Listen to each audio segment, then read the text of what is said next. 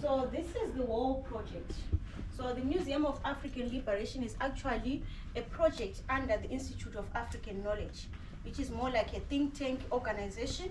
So the idea is to document everything African, is to tell our stories as Africans, because what we notice is that there is more exaggeration, distortion, and when people tell the African stories. Yes. So what we are trying to do, or what we are doing, is saying we are claiming our own identity. We are telling our own stories instead of waiting for someone to come and tell our story. So as a result, the Institute of African Knowledge came up with an idea of having an African museum. So we are unique from other museums in Zimbabwe in the sense that this is a whole continental project, like it's a Pan-Africanism project. So what we have, because museums are not self-sustainable because of the fact, maybe if you've noticed, even during COVID time, most museums closed down because of lack of sustainability. So in order to sustain the museum, we then came up with other projects. So other projects under this Institute of African Knowledge, we have a Liberation Park Mall. So I'm going to take you also around the whole Liberation City. So this project is sitting on almost 90 hectares of land. So that this whole land has got all these projects, starting with the Liberation Mall. This is the Liberation Museum. We're also going to put a theme park, the ZDF Park, and also the Heritage Village. So you get a chance to see all the projects under Instac. And also part of this Institute of African Knowledge, we've got the Africa Fact Book. Let me show you the book itself. This is the book actually. The Africa Fact Book itself is another project under Instac. So as it says, Africa Fact Book, we are again demystifying or busting myths, because we are saying we have our own stories as Africans. So we are talking Africa, all things African, celebrating Africa. So African countries came together to write this book, to tell our stories. And again, it wasn't Zimbabwe documenting stories about Libya or South Africa. So countries came together, researchers, historians, and all that. Each country had an opportunity to tell their own stories. So this is another project. This book costs $50, but we also have like soft copies of it. So excuse me, you have I'm sorry. Okay. I said softer. Yeah. You have copies that are softer, they cost less, or the same price? They're all $50? They are, you mean the soft copies? Yeah. The soft copies, I'm not so sure if we are selling them $50. Yeah, it's $50. Could be 50 as well, I'm not so sure. So soft copies, is that electronic books? Yes. Is that what that is? Like an ebook. Okay. Yes, All right. we do have that. Again, if you go under the website of African Union, you'll get to also find this book as well. African Union. Yes, Africa, is the website is it written inside the book anywhere? The African Union. The website. The website. I want to get a copy of it for the film. The African Union. Maybe if you just Okay. Google African Union, All right. you see the website there. Okay. Yeah. So this micro museum. Why we have a micro museum? Because our projects that I spoke about or that I talked about, they are still under construction. The museum is still under construction. So we are saying, instead of waiting for the museum to be finished, so in the meantime we should be doing the work. Right. So this is just like a highlight or a glimpse of what's to come. So we have already started collecting the artifacts. So we have artifacts. So here we've got artifacts of African liberators. So mostly we've got African liberators. This is the combat of the late Josiah Tongogara. He's one of our nationalists. So he's already late, but that's one of his. That's actually his combat. We normally have his pistol, but it was put away for security reasons. So this is the history of Josiah Tongogara. And then here, probably you recognize Muhammad Ali. Okay. I love this one. Okay, Yeah, float this like a is butterfly, one of sting the like a bee. statues, yes, of Muhammad Ali, because we relate the stories behind. We share the same story, so I'm sure you understand that one. And then here we've got. Could I have you stop just for a second? Yes. So I've heard, and I think I've seen this. Could you talk about this gentleman he's talking to right there? Okay, so Please. I understand that gentleman is actually the because they had a foundation. So that foundation, I think they made, that guy is the one who made those statues. So actually there were 12 statues, and then they donated one of the statues to us. Okay. Yeah, so that's what I understand. This Okay. one, the guy who Made the statue. statues, yes. Okay. Yeah. Thank and then you. here we've got Leopold Takawira. Yes. Yes. Leopold Takawira is one of also of our founding fathers of liberation in Zimbabwe. So here we've got the history, but as you can see, most of the stuff is like fading away. Yes. So what we are doing as part of our storytelling, we are also doing digitalization. Unfortunately, our studio is closed today because the guy who works there is not available today. Otherwise, we're going to show you how we digitalize our content. Yes. So this here, we are trying also to have this information on digital Yes. content. But still, we have some real artifacts from Comrade Leopold Takawira. This was a radio that he used, and this was the camera mainly used during the time of liberation. Let me see, that camera look a little bit like Eastman Kodak camera. That's what I was wondering. Talking about that. Is it, Bishop? It says, I'm not sure, what is that, B-E-N, Bermuda? Bermuda? I'm not sure. Okay, looks a lot like Eastman Kodak Yeah, camera. it's similar. Okay, so we have he was also a religious man. He is one of his rosary, and yeah, so that's the artifacts from Leopold. And that other, Takawira. there's something else This in one there. is used for usually when people are worshiping, when they're Okay. it's Okay, like a like a musical gourd. instrument. Shake, Yeah. shake, okay. Yeah. The rattler, shake, Yeah. gourd. And then Okay. we've got this TV. It's called a decoy or a disguise. Philips TV. Decoy or a decoy. disguise. Okay. In the sense that this TV, back in the days in Africa or in Zimbabwe, during this time, in the early 1970s, 1980s, only a few households could own a TV. Okay. And during the time of colonialism or colonial period, most black people could not afford these TVs. So this is a time when the struggle had intensified in Zimbabwe. So there was a man, a missionary person who donated this TV, Father Ribeiro. He donated it to Enos Nkala, our nationalist. So Enos Nkala was one of the people who were also founding fathers of nationalism. He was friends with the likes of Robert Mugabe and other nationalists. So what they would do, they would go to his house and pretend to be watching TV. Okay. Because they were not allowed to be seen gathering. Yes, just gathering as elderly people could mean that they would be detained or imprisoned. So they would then gather around, pretend to be watching TV, at the same time planning the struggle. So it's part of our history as well. Yes, yes, yes. So here we've got a foundation stone which was laid by His Excellency President Emerson Mnangagwa. This is a foundation stone that was laid by him in order to actually he was basically supporting the construction of our Liberation Museum. So this is the foundation stone.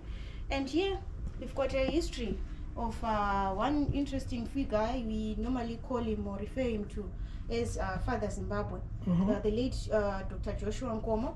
So we've got most of his artifacts there. So here we've got Joshua Nkomo. This is Joshua Nkomo. And some of the people, A bit like so. yes. So you see, this That's is perfect. Ambassador Yeah. Salim Ahmed Salim, who also supported our struggle. Because remember, for us to attain independence, we relied also on foreign support in terms of armaments and training of our cadres and all that. So this is him and them. And then we have Joshua Nkomo again there. And this is actually, this is the late Kenneth Kaunda, the Okay. president of Zambia. Oh, Kenneth Kaunda and Joshua Nkomo were very good friends, to such an extent that even Kenneth Kaunda gave Dr. Joshua Nkomo a military base in Zambia, wow. where the soldiers of Zimbabwe or ZIPRA were trained. So they were close friends. So you see that suit that Dr. Joshua Nkomo was wearing? Yes. It's that one there. That is the suit. The suit right here. Yes, Wow. that's the suit. Guys, see the suit here. Yeah, so he was a very big man, as you can see. Wow. Yeah, that's Joshua Nkomo's suit. Full vision of that suit, guys. And then here, I've got a picture of our leaders. Okay, from there, this is the late Simon. The glare. Just a little bit for the glare. Okay, Simon Muzenda, the late Vice President of the Republic of Zimbabwe, and this is the late Robert Mugabe, the late President of Zimbabwe. Okay. This is Dr. Joshua Nkomo, the founding father of Zimbabwean nationalism, as well as the late Vice President. We've got the current or the reigning President, Comrade Emerson Mnangagwa. So this is a picture of our leaders. All right. Yes. So they were celebrating the independence dinner. And is that Gaddafi? Who's that guy? That's Salim Ahmed Salim something. Salim, That's okay. not Gaddafi. No. Okay. Yeah. That's not Gaddafi. So this is still Joshua Nkomo stuff. If you see here, we've got this hat and this shirt. If you know Mandela, you would see that you would recognize some of the way the dress code. It was like a pattern. It actually, I will show you when we get to the shirts that side. And then he had this fair hat. This fair hat is a traditional Ndebele culture. In a traditional Ndebele culture, this is the same fair hat that you see there. He normally wore that, it was part of his dress code, but it was very, it symbolized So guys, Ndebele you're talking culture. about this thread right here, guys. Yeah, Okay. and we also have the walking sticks. These walking sticks, there is a story behind the walking sticks, because Joshua Nkomo was one of the well sought after nationalists in Zimbabwe. He was detained for 10 years at Gonabutsingwa restriction camp during the time of the struggle, but they tried to assassinate him more than 7 times. And Wow. each time they Wow. missed him maybe by a minute or 2 minutes or an hour. So such that white people even believed he had the power from that hate and from the walking sticks. Wow. They thought each time they tried to kill him, he would perform magic using the stick. Sometimes they even thought he would turn into an ant or a cat, but well, it wasn't like that. So we also have some of his artifacts as well, his diplomatic passport. We've got his cell phone. During that particular time, there's Wow, also a guys. history behind that cell phone. That cell phone, he was given to Joshua Nkomo by a man called Dr. Strive Masiwa. I don't know if you've heard about Strive Masiwa. No, I haven't. One of the richest Zimbabweans. Dr. Strive Masiwa struggled to get a telecommunications license, and Joshua Nkomo stepped in and fought for him, and then he's now actually one of the richest people in Zimbabwe. Wow. But the idea is that Joshua Nkomo didn't mind, because at that particular time there was tribalism going on, but Joshua Nkomo didn't care that Strive Masiwa was from a different tribe. So it shows his character as a leader. He was an inclusive leader. He didn't care about, you know, the ethnicity of a person. So that portrait there is of Joshua Nkomo and Robert Mugabe. Again, like I spoke about ethnic wars that were happening, tribalism. So this is a time when they signed the Unity Accord, which united the people of Zimbabwe. So every 22nd of December in the country, we celebrate Unity Day. Oh. So it was signed in 1987 between these two leaders Wow. to celebrate and foster unity in the country. Okay. So this one I already explained is Yes. suit. And here we've got the stuff for the late Simon Muzenda. The late Simon Muzenda was also our vice president. Simon Muzenda was a carpenter. He was a carpenter, but during the time of the struggle, he used, so these are some of the stuff that he used as carpentry work. He used the money that he gained from this carpentry work to support the liberation struggle of Zimbabwe. Wow. Yeah. And this letter is. Oh, this letter was actually signed by our current President of Zimbabwe, His Excellency Comrade Emerson Mnangagwa. He was actually inviting actually Kenya or other. It's actually a letter that we submit to other African countries to invite them to partner with us in this liberation city project. Wow. Yeah. And then here we've got Simon Mazorote's stuff or artifacts. Simon Mazorote was a doctor. So as a doctor, he used his skills to treat the wounded soldiers during the time of war. So that's actually Right. a pipe where they used to smoke. So that's one of the stuff. Old yeah. school. yeah. Yeah, that's basically that, and his family pictures there. Is that a Volkswagen I'm looking at here? Yeah, it looks like Like it's... a little beetle bug? Yeah, it looks like it. And then there we've got Switzerland. Switzerland, you'll find out when we go down there where there are flags, you will see the flag of Switzerland. Switzerland is part of this project because Switzerland supported our cause even during the time of liberation struggle. So Switzerland did? Yes, and then during the time when Zimbabwe attained independence in 1980, Switzerland was the first European country to recognize Zimbabwe as a sovereign state. Wow. Yes. Wow. Yeah. So here, there's history also behind. These are drums. Usually, when we play our news, there's a drum beat that happens or that is played. So the first guy who actually produced that beat decided to donate this to the museum. Wow. Yeah. And then there, like I mentioned, the freedom shirts. Like, I don't know how familiar you are with the likes of Mandela. So Joshua Nkomo was one of the founding nationalists in Africa or in Zimbabwe. He was friends with the likes of Kenneth Kaunda, like I mentioned, the likes of Kwame Nkrumah, the likes of Mandela. So they had their own regalia. So this one is called freedom shirts. Mandela is well known for wearing those shirts. Joshua Nkomo was well known for these shirts. So to them, these shirts meant business, meant they were ready to liberate the country or the continent. So they called them the freedom shirts. So that's the design that's in there? It's more like a chevron design, which is more African. It symbolizes Africanism. Okay. Yeah, it's more like a Pan-Africanism kind of, design. So you see, that's a different one. Yes. This one has got black pockets. But if you go to the Joshua Nkomo Museum, there's like 3-4 shades already there. So we used to have like different ones. So yeah, that's Joshua Nkomo there. Wow. So from here, I'm going to take you to see, we've got Robert Mugabe's cars. Okay, anyway, before we go there, the couches that you see, the small ones, the small white ones, they belong to the late Robert Mugabe.